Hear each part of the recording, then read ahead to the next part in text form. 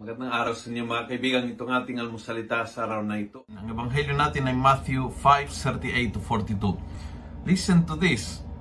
Sabi ni Jesus, "You have heard it was said, an eye for an eye, a tooth for a tooth. But I tell you this, do not oppose evil with evil." Napaka-wise ng Panginoon kasi alam niya na kung yung katapat natin sa kasamaan ay kasamaan, lalaki ang gulo.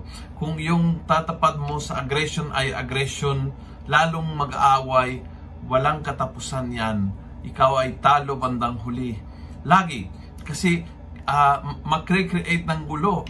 At kapag ikaw ay nasa gitna ng gulo, ikaw ang kawawa, ikaw ang apektado. So, do not return evil for evil. Pag binigay sa iyong evil, ibalik ng kabutihan. Sa ganon, you create kapayapaan sa paligid mo. Kahit yung mga tao sa paligid mo ay ayaw sa kapayapaan, ikaw ay manatiling mapayapa.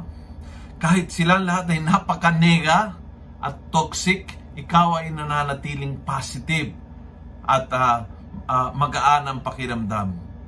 Nobody can change you inside. Pero kung yung desisyon mo is tapatan ng kasamaan ng ihaharap sa iyo, naging masama ka rin.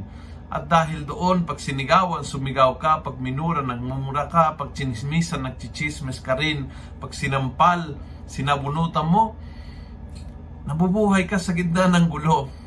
Hindi dahil sa kanila, kundi dahil pumayag ka na maghahari ang gulo sa iyong kapaligiran. Kaya dati, usong-uso, an eye for an eye, a tooth for a tooth.